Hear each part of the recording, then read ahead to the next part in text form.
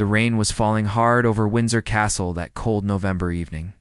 The cobblestones glistened under the dim glow of the old iron lamps. A long black car pulled quietly through the gates, its headlights cutting through the fog. Inside sat Prince William, his face unreadable, his jaw tight. He had just returned from a hospital visit that no one in the press knew about yet. The guard at the eastern entrance stood perfectly still. His name was Samuel Gray, 24 years old, barely 2 years into his service. He had been trained to never speak unless spoken to never move unless ordered, to be invisible even when standing in plain sight. Tonight, the training would be tested in a way he never expected. William stepped out of the car. Without waiting for the door to be opened, his shoes hit the wet stone with a soft echo. He didn't look at anyone. Not at the driver. Not at the footman. Not at Samuel. He walked straight toward the entrance, his shoulders heavy, his breath visible in the cold air. But then he stopped. Samuel's heart skipped. The prince had frozen just 3 feet away from him, staring at the ground. For a moment, everything was silent except for the rain tapping against the stone. Samuel didn't dare move. His eyes stayed forward. His hands remained clasped behind his back. But inside, his mind was racing. Something was wrong. William lifted his head slowly. His eyes were red. Not from crying, but from exhaustion. From something deeper. He looked directly at Samuel, and for the first time in 2 years of service, Samuel felt truly seen by someone from the royal family. "What's your name?" William asked quietly. Samuel hesitated. Guards weren't supposed to answer personal questions. But this wasn't a formal event. There were no cameras, no courtiers, no protocol officers hovering nearby, just the two of them, standing in the rain. "Samuel, your Royal Highness," he said, his voice steady but respectful. William nodded slowly. He studied Samuel's face for a long moment, as if deciding whether to say what was really on his mind. Then he stepped closer. Close enough that Samuel could see the tiredness in his eyes. Close enough to hear the quiet exhale that came before his next words. "I need you to do something for me," William said. His voice was low, almost a whisper. "And I need you to do it without telling anyone." Samuel's pulse quickened. This wasn't normal. This wasn't part of any procedure he'd been trained for. A royal giving a private order to a guard alone, in the rain, with no witnesses, was unheard of. But the look in William's eyes wasn't commanding. It was pleading. "Of course, sir," Samuel said. William glanced back toward the car. The driver was still inside, waiting. The footman had already gone ahead into the castle. No one was watching. No one would know. "There's someone I need you to bring here," William continued. Quietly. Through the side gate. No record. No log. No one can know. Samuel's mind spun. Bring someone into Windsor Castle without a record? Without clearance? It could cost him his job. It could cost him everything. But the prince wasn't asking as a royal. He was asking as a man who had run out of options. When Samuel asked, "Tonight, before you keep watching, make sure you're subscribed. This story gets even more intense. You won't want to miss what happens next." William handed Samuel a folded piece of paper. On it was a name, an address, and a time, midnight. Samuel looked down at the note, then back up at the prince. William's expression was unreadable now, but his hands were trembling slightly. Not from the cold. From something else? "Can I trust you?" William asked. Samuel had spent 2 years of his life learning to follow orders without question. But this wasn't an order. This was a choice. And whatever decision he made in the next few seconds would change everything. Samuel's fingers closed around the piece of paper. The rain had already begun to soften the edges, blurring the ink. He looked William in the eyes and gave a single nod. "You can trust me, sir." William didn't smile. He didn't thank him. He just held Samuel's gaze for one more second, as if memorizing his face, then turned and walked into the castle. The heavy wooden door closed behind him with a deep, final thud. Samuel was alone again, standing in the rain, holding a secret that could destroy him. He waited until the car had pulled away. Then he unfolded the note under the dim glow of the lamplight. The name written there made his stomach drop. Dr. Evelyn March. Samuel knew that name. Everyone in the country knew that name. She was a trauma psychologist, one of the best in Europe. But more than that, she had been a close confidant of Princess Diana years ago. The press had tried to dig into their relationship after Diana's death, but Dr. March had vanished from public life. She never gave interviews. She never appeared at events. She had become a ghost. And now, Prince William wanted her brought into Windsor Castle in secret. Samuel folded the note and slipped it into his jacket pocket. His shift ended in 2 hours. That gave him just enough time to figure out how he was going to do this without anyone noticing. He couldn't use a royal car. He couldn't go through the main gate. He couldn't even tell his superior officer. If he got caught, there would be no explanation that would save him. But he had given his word. At 10 o'clock, Samuel clocked out. He changed into civilian clothes in the guard locker room, avoiding eye contact with the other men. One of them, an older guard named Colin, noticed him leaving early. "Got a date, Gray?" Colin joked. Samuel forced a smile. Something like that.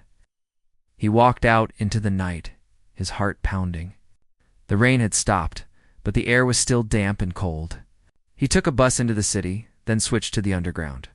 The address on the note led him to a quiet neighborhood in Kensington old townhouses, with ivy crawling up the brick walls, street lamps casting long shadows across the pavement. He found the house. Number 17. The lights were off. For a moment, he wondered if he had the wrong address. But then the front door opened and a woman stepped out. Dr. Evelyn March was smaller than he expected. She wore a long coat and a scarf wrapped tightly around her neck. Her hair was streaked with gray, pulled back into a simple bun. Her eyes, though, they were sharp, aware. She looked at Samuel like she had been expecting him. "You're the guard," she said. It wasn't a question. "Yes, ma'am." She studied him for a moment, then nodded. "Let's go." I didn't speak during the drive back. Samuel had borrowed a friend's Cara old sedan that wouldn't draw attention. Dr. March sat in the passenger seat, staring out the window, her hands folded in her lap. Samuel wanted to ask her why William had called for her. What was so urgent that it couldn't wait until morning? But he didn't. Some questions weren't meant to be asked. When they reached the outer edge of Windsor, Samuel took a service road that ran along the back of the estate. It was used for deliveries, maintenance crews, people who needed to come and go without being seen. He had used it once before during a training exercise. He prayed it would work now. The side gate was unmanned at this hour. Samuel had checked the schedule. He had exactly 12 minutes before the next patrol passed through. He pulled the car up to the gate, killed the headlights, and got out. Dr. March followed without a word. The gate was locked, but Samuel had the key. Every guard was given one for emergencies. He had never thought he'd use it like this. The lock clicked open, and the gate swung inward with a low creak. They stepped through, and Samuel quickly closed it behind them. The castle loomed ahead, dark except for a few scattered lights in the upper windows. Samuel led Dr. March along the edge of the stone wall, keeping to the shadows. His breath came fast. His hands were slick with sweat despite the cold. If anyone saw them now, it was over. They reached a small side door near the servants' quarters. Samuel knocked twice, paused, then knocked once more. A signal. The door opened from the inside and Prince William stood there, still wearing the same clothes from earlier. He looked even more exhausted now. He didn't say anything. He just stepped aside and let Dr. March enter. She walked past him without hesitation, as if she had done this 100 times before. William glanced at Samuel. "Thank you," he said quietly. Then he closed the door. Samuel stood there in the darkness, alone again.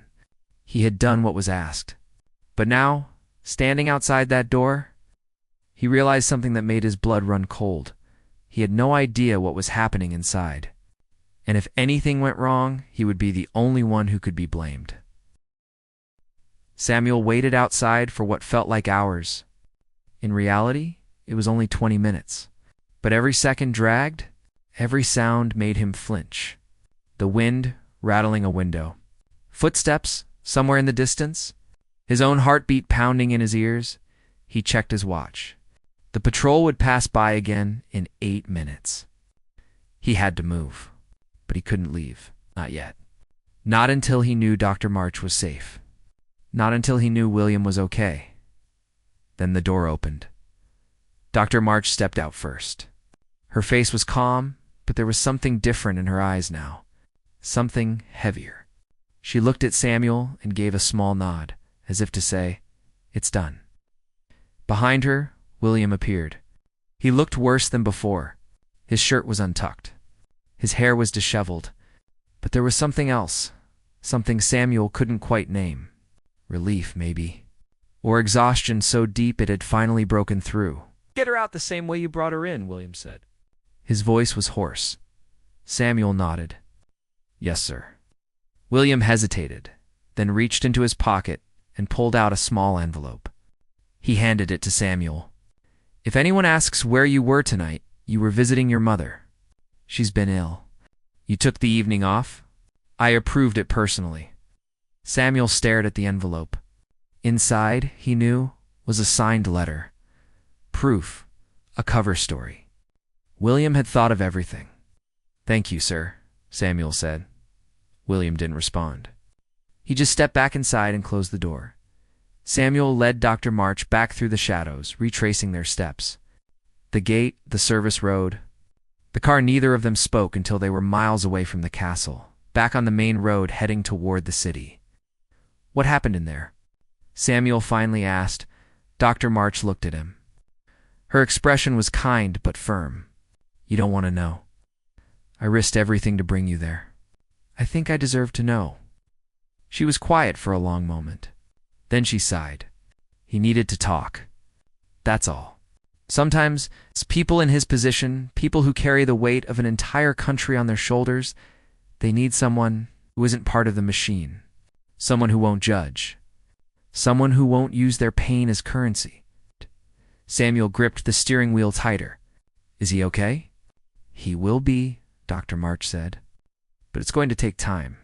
And he can't do it alone." Samuel wanted to ask more, but he could tell from her tone that the conversation was over. He dropped her off at her house in Kensington. She thanked him, then disappeared inside without another word. Samuel drove back to his flat in silence. When he finally got home, he sat on the edge of his bed and stared at the envelope William had given him. He opened it. Inside was a handwritten letter on royal stationery, signed by the prince himself. It said exactly what William had promised, that Samuel had been given permission to visit his ill mother. It was dated. It was official. It was airtight, but it was also a lie, and Samuel knew that if he ever told the truth about what had happened tonight, his letter would mean nothing. It would be his word against the crown, and no one would believe him. He tucked the letter into a drawer and lay back on his bed. Sleep didn't come easily. His mind kept replaying the night over and over. The rain, the folded note. The look in William's eyes, the quiet ride through the darkness. The door closing behind Dr. March. The next morning, Samuel returned to duty. He put on his uniform, polished his boots, and took his place at the eastern entrance. Everything was the same. The cobblestones. The lamps. The routine. But something inside him had changed. He saw Prince William only once over the next week. It was during a formal event, a charity gala held in the main hall. William was surrounded by courtiers, photographers, dignitaries. He smiled. He shook hands. He played his role perfectly. But when his eyes passed over Samuel, standing at attention by the door, there was a flicker of recognition. A silent acknowledgement. Samuel gave a small nod. William returned it. Then he turned away and continued with the event, as if nothing had ever happened. But Samuel knew the truth. He had seen behind the curtain. He had seen the man beneath the crown. And he had learned something that most people never understand about royalty. They are not untouchable. They are not unbreakable. They are human. And sometimes being human means asking for help in the quietest, most desperate way possible. 3 weeks later, Samuel received a letter. It wasn't on royal stationery this time. It was plain white paper, handwritten, with no return address. Inside, there were only 4 words. "Thank you for everything." There was no signature. But Samuel knew who it was from. Samuel kept the letter in the same drawer as the signed document from William. He told himself he would throw it away eventually, that holding on to it was dangerous, but he couldn't, not yet. It was the only proof he had that the night had been real, that it had mattered. Weeks turned into months. Winter settled over Windsor. The castle grounds were dusted with snow and the tourists thinned out. Samuel continued his duties without incident. He didn't speak to William again. He didn't expect to. Whatever had happened that night was over, buried, forgotten by everyone except the 3 people who had been there. But then, one morning in late January, something changed. Samuel was standing at his post when a senior officer approached him. His name was Captain Harlow, a man with 30 years of service and a face carved from stone. He stopped in front of Samuel and studied him with cold, calculating eyes. "Gray," he said. A word. Samuel's stomach dropped. He followed Harlow into a side office, away from the other guards. The door closed behind them with a heavy click. Harlow didn't sit. He stood with his arms crossed, his jaw tight. "There's been a complaint," Harlow said. Samuel's mouth went dry. "A complaint, sir?" "From a member of the household staff. They claim they saw you on castle grounds late at night in November. Off-duty in civilian clothes. With a woman they didn't recognize." The room seemed to tilt. Samuel forced himself to stay calm. "I don't know what they're referring to, sir." Harlow's eyes narrowed. "Don't lie to me, Gray. I've been doing this job longer than you've been alive. I know when someone's hiding something." Samuel's mind raced. He could show Harlow the letter from William, the one that said he had been given permission to leave early that night. But if he did, Harlow might dig deeper. He might ask why the prince had given him permission. He might start asking questions that Samuel couldn't answer. "I was visiting my mother," Samuel said. His voice was steady. "She was ill. I have written approval from His Royal Highness." Harlow stared at him for a long moment. Then he shook his head. "Show me." Samuel went back to the locker room, his heart pounding. He retrieved the envelope from his bag and brought it back to Harlow's office. He handed it over without a word. Harlow opened it, read the letter, then looked up at Samuel. "Wait, this says you left early. It doesn't explain why you were seen on castle grounds after midnight?" Samuel's pulse quickened. "I wasn't, sir. They must have mistaken me for someone else. They described you perfectly, height, build, even the jacket you were wearing." Samuel's mind scrambled. He needed a way out. But there wasn't one. Not without telling the truth. And if he told the truth, everything would collapse. Harlow folded the letter and handed it back. "Here's what's going to happen. You're going to be reassigned. Effective immediately. You'll be moved to the outer gate. No direct contact with the royal family. No access to the inner grounds. If I find out you've lied to me, you're finished. Understood?" Samuel swallowed hard. "Yes, sir." Harlow dismissed him with a wave of his hand. Samuel left the office, his legs shaking. He had been reassigned. Demoted, essentially. But he still had his job. He still had his reputation, barely. But now, someone knew. Someone had seen him that night. And they had talked.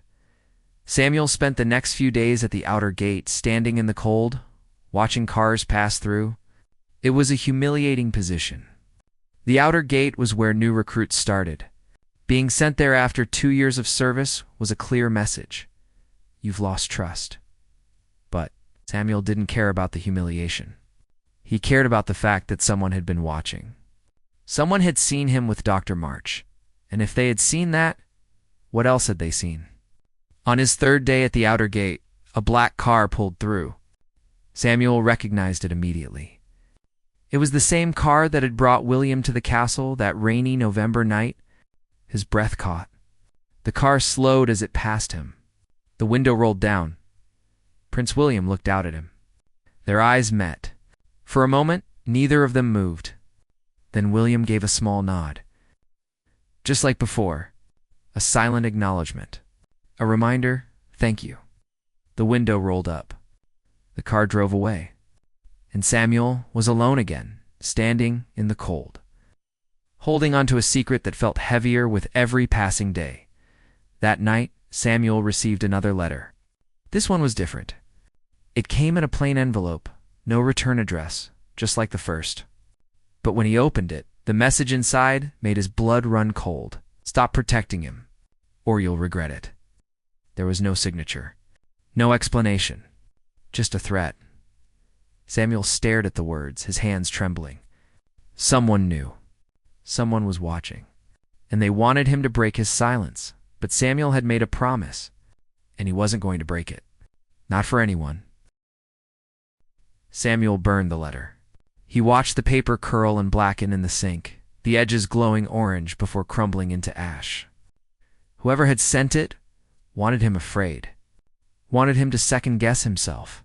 But fear was a luxury he couldn't afford. Not now. He didn't sleep that night. He lay in bed, staring at the ceiling, running through every possibility. Who had seen him? A staff member, Harlow, had said. But which one? And why wait months to report it? Why send a threatening letter instead of going straight to the authorities? Unless they wanted something, the thought settled over him like a weight. This wasn't about protocol. This wasn't about rules. Someone wanted leverage. Someone wanted to use what they knew. The next morning, Samuel returned to his post at the outer gate. The cold bit at his face, but he didn't move. He stood perfectly still, watching every car that passed, studying every face. He was looking for something, a sign, a clue, anything that might tell him who was behind the letter. Hours passed. Nothing. Then, just after noon, a delivery van pulled up. The driver rolled down his window and handed Samuel a clipboard. Package for the household office, the man said. Samuel glanced at the paperwork. Everything looked normal. He waved the van through, but as it drove past, he noticed something. The driver was staring at him in the rearview mirror. Not a casual glance. A long, deliberate look. Samuel's instincts screamed. He grabbed his radio and called it in. Outer gate to control. I need a security check on a delivery van. License plate Delta 739 Kilo Mike. There was a pause on the other end. Then a voice crackled back. Copy that. Stand by. 5 minutes later, the response came through. Vehicle checks out. Regular delivery service. No flags. Samuel lowered the radio slowly. Maybe he was paranoid. Maybe the driver had just been curious. But something felt wrong. He couldn't shake it. That evening, Samuel was called into Captain Harlow's office again. His stomach sank. Harlow was sitting behind his desk, his face unreadable. Hey, sit down, Gray. Samuel sat. He kept his hands steady, his expression neutral. Harlow leaned back in his chair and studied him for a long moment. I received a call today, Harlow said. From someone very high up. They wanted to know why you'd been reassigned. They wanted to know if there was a problem. Samuel's heart skipped. Who? Harlow's lips twitched. Almost a smile. Almost you know who? William. It had to be. He had noticed the reassignment. And he had made a call. Harlow leaned forward, his elbows on the desk. I'm going to ask you one more time, Gray. What happened that night in November? Samuel looked him straight in the eyes. I was visiting my mother. I have written permission from His Royal Highness. Harlow held his gaze. The silence stretched between them, thick and tense. Then Harlow sighed and leaned back again. Fine, you're reinstated. Eastern entrance. Effective tomorrow. Samuel blinked. Sir, you heard me. You're going back. But let me be very clear, if I find out you're involved in anything that compromises the security or reputation of this household, I will personally make sure you never work in security again. Understood? Yes, sir. Harlow waved him away. Samuel stood and left the office, his mind spinning. William had intervened. He had protected him, but why? What was so important about that night that William was willing to risk drawing attention to it? Samuel returned to his flat and sat in the dark. His phone buzzed. A text from an unknown number. You've been warned. This is your last chance. Samuel stared at the screen. His jaw tightened. Whoever this was, they weren't going to stop. They were escalating. And if he didn't figure out who they were soon, things were going to get much worse. He spent the next 2 days digging. He talked to other guards, carefully, casually. He asked about who had been on duty the night he brought Dr. March to the castle.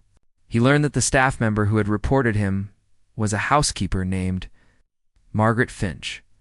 She had worked at Windsor for 15 years. She was known for being quiet, observant, and according to one guard, a bit of a gossip. Samuel found her during her shift. She was cleaning one of the side corridors, moving efficiently, her head down. He approached her slowly, keeping his voice low. "Mrs. Finch?" She looked up, startled. "Yes. I'm Samuel Gray. I understand you saw something a few months ago." "Something involving me." Her face went pale. She glanced around nervously, then back at him. "I don't know what you're talking about." "I think you do," Samuel said gently. "And I think someone asked you to report it. Someone who's been sending me threatening letters." Mrs. Finch's hands trembled. She set down her cleaning cloth and took a step back. "I was just doing my job. I saw something unusual, and I reported it. That's all. Who told you to report it?" Samuel pressed. She shook her head. "No one told me. Mrs. Finch, please.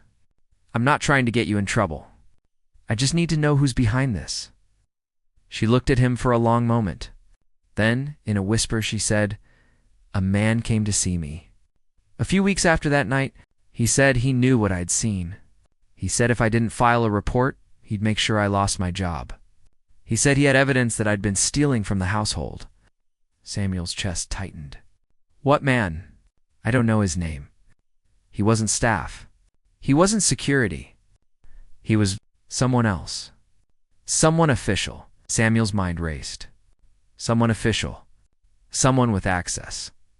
Someone who knew how to manipulate the system. Did he say what he wanted? Mrs. Finch's voice broke. "He said he wanted the prince exposed. He said the royal family was hiding something, and he was going to prove it." Samuel's blood ran cold. This wasn't just about him. This wasn't even just about William. Someone was trying to manufacture a scandal. Someone with enough knowledge and access to weaponize a single moment of vulnerability. Samuel said quietly to Mrs. Finch, "You did the right thing telling me." She looked at him with desperate eyes. "What's going to happen to me?" "Nothing. You were threatened. You were protecting yourself. No one can blame you for that." She nodded, but the fear didn't leave her face. Samuel walked away, his mind racing. He needed to warn William. But he couldn't go through official channels. He couldn't send a message. He couldn't call. Everything was monitored. Everything left a trail. He had to wait. 2 days later, Samuel was back at the eastern entrance. The rain had returned, just like that first night. The cobblestones gleamed under the lamps. And then, just after 9 o'clock, the black car pulled through the gates. William stepped out. He was alone. No courtiers. No photographers. Just him. He walked toward the entrance, his coat pulled tight against the cold. As he passed Samuel, he slowed. Just for a moment, just long enough for Samuel to speak. I need to tell you something. Someone's watching. Someone knows." William didn't stop walking, but his voice came back, low and steady. "I know." Samuel's heart pounded. "What do you want me to do?" William paused at the door. He didn't turn around. "Nothing. You've done enough. More than enough. But sir, trust me, Samuel." Then he was gone. The door closed behind him. Samuel stood there in the rain, feeling more helpless than he had in his entire life. The next morning, the news broke. It wasn't what Samuel expected. There was no scandal, no expose. Instead, Prince William held a press conference. He stood at a podium, calm and composed, and spoke directly to the cameras. "In recent months," William said, "there have been individuals who have attempted to exploit private moments for personal or political gain. I want to be very clear about something. My family, like all families, faces challenges. We experience grief, stress, and the weight of responsibility. And like all people, we sometimes need help. There is no shame in that. He paused, letting the words settle. I have sought guidance from mental health professionals. I have leaned on trusted advisors. I have asked for help when I needed it. And I will continue to do so because taking care of one's mental and emotional health is not a weakness. It is a strength. Samuel watched the broadcast from the guard lounge, barely breathing. William wasn't denying anything. He wasn't hiding. He was taking control of the narrative before anyone else could twist it. To those who believe they can use my humanity against me, William continued, his voice firm, I say this. You have already failed. Because the only power you had was secrecy, and I am choosing to take that power away. The press erupted with questions, but William simply thanked them and walked away. No further comment, no explanations. Just a clear, unapologetic statement of truth. That afternoon, Samuel received one final letter. This one was on royal stationery. The handwriting was William's. Samuel, you kept your word when it mattered most. You protected my privacy, my dignity, and my family. There are few people in this world I can truly trust. You are one of them. Thank you. The threat is over. You are safe, and so am I. W. Samuel folded the letter carefully and placed it in the drawer with the others. He didn't need to burn it. He didn't need to hide it. Because William had done something that no one expected. He had turned vulnerability into strength. He had refused to be blackmailed. And in doing so, he had protected everyone involved. The man who had been threatening Samuel was never publicly identified. But within a week, there were quiet reports of a journalist being let go from a major publication for attempting to fabricate a story. The details were vague. But Samuel understood. William had dealt with it. Quietly. Decisively. Months passed. Samuel continued his duties at the eastern entrance. Life returned to normal. But every now and then, when the black car pulled through the gates, William would glance his way, and Samuel would give a small nod. A silent understanding between two men who had shared a moment that no one else would ever fully know. One evening, nearly a year after that rainy November night, Samuel was approached by a young recruit. The kid looked nervous, eager, full of questions. What's it like? The recruit asked. Working so close to them? Do you ever get to talk to them? Really talk to them? Samuel thought about the question. He thought about the rain, the folded note, the quiet command, the trust that had been placed in him, the weight of a secret that had nearly destroyed him, but had ultimately taught him something invaluable. They're people, Samuel said simply, just like you and me. They carry burdens we can't see. They make sacrifices we don't understand. And sometimes, all they need is someone who won't judge them. Someone who will just listen. The recruit nodded, absorbing the words. Samuel turned back to his post, watching the castle in the distance. The lights glowed warmly against the dark sky. Somewhere inside, William was living his life, carrying his responsibilities, being the man the world needed him to be. But Samuel knew the truth. He had seen the man beneath the crown, and he had learned that true loyalty isn't about following orders.